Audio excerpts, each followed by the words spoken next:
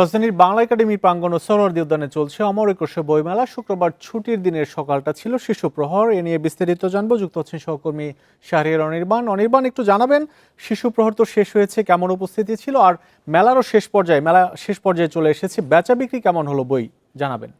দেখুন, শুক্রবার মানেই কিন্তু শিশু প্রহর। তো প্রথম যে অংশটুকু থাকে, অর্থাৎ সকাল 11টা থেকে মেলার মূল গেট যখন খুলে দেওয়া হয়, তারপরেই মূলত শিশু এবং তাদের যে অভিভাবক তাদেরই মূলত পদচারণায় ভরপুর থাকে মেলা প্রাঙ্গণ।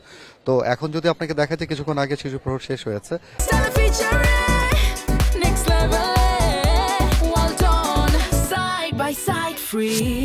তো তারপরেও বিভিন্ন স্টলে কিন্তু ক্ষুদে পাঠক সহ বিভিন্ন শ্রেণীর পাঠকরা কিন্তু ঘুরছে। যদিও আজকে মেলার শেষ শুক্রবার বলা যায়, এবং পাশাপাশি আগামী দুদিন পরই মেলা শেষ হয়ে যাবে। তো সেই সাথে চলছে রোজা। তো যার কারণে আমরা রোজার ভিতরে আমরা যেটা দেখেছি যে সাধারণত সকালের দিকে বা দুপুরের আগ পর্যন্ত খুব বেশি জনসমাগম থাকে না, বা পাঠকের ভিড় খুব একটা থাকে না। তো তারপরে অর্থাৎ বিকেল থেকেই মূলত পাঠকের আনাগোনাটা বেশি বেড়ে যায়। তো সেটারই ধারাবাহিকতা দেখছি। তারপরেও আমরা দেখলাম যে স্কুল বন্ধ হয়ে যাওয়ার কারণে অনেকেই গ্রামের বাড়ি চলে গেছে। তো যার কারণে ভিড়টা যেটা, সে উপচে পড়া ভিড় আমরা এর আগে যেগুলো দেখেছিলাম সেই তুলনামূলকভাবে অনেকখানি কম।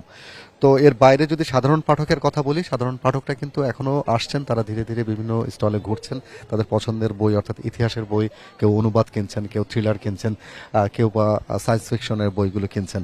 তো আমরা যারা বিক্রেতা রয়েছেন, স্টলে মালিক যারা রয়েছেন, তাদের সাথে প্রকাশকদের সাথে আমরা কথা বলেছি। তারা বলেছেন যে প্রতি বছর যে বই বিক্রি হতো সেই তুলনামূলকভাবে এবারে বই বিক্রিটা কম, এবং বই প্রকাশও কম পেয়েছে। কারণ মেলা শুরু হওয়া নিয়ে বেশ একটা অনিশ্চয়তা ছিল। তো যার কারণে অনেক প্রকাশক বই এবার প্রকাশ করেনি।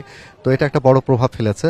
তো তারপরেও বাংলা একাডেমির পক্ষ থেকে প্রতি বছর যে স্টল ভাড়া থাকে, সে ভাড়া মুক্ত করা হয়েছে এবার, যার কারণে খুব বেশি ক্ষতির মুখে পড়বে না আশা করা যায় পাঠক, এবং বিশেষ করে যারা প্রকাশক রয়েছেন সে প্রকাশকরা।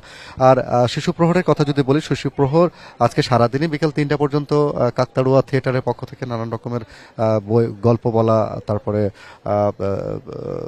বিভিন্ন কার্টুন প্রদর্শনী এবং এই বিষয়গুলো তারা রেখেছে। এবং এর বাইরে যদি আপনাকে বলি, আজকে যেহেতু মেলার শেষ পর্যায়ে চলে এসছে, তো যার কারণে পুরো এক মাস ধরে বাংলা একাডেমির পক্ষ থেকে যে চিত্রাঙ্কন প্রতিযোগিতা, গান এবং কবিতা আবৃত্তির যে প্রতিযোগিতাগুলো ছিল শিশু কিশোরদেরকে নিয়ে, সেটার আজকে চূড়ান্ত ফল প্রকাশ করা হয়েছে, এবং তাদের হাতে, বিজয়ীদের হাতে পুরস্কার বিতরণ করা হয়েছে। এই ছিল আমার কাছে বাংলা একাডেমি থেকে সর্বশেষ। বইমেলা থেকে জানাচ্ছিলেন সহকর্মী শাহরিয়ার অনির্বাণ।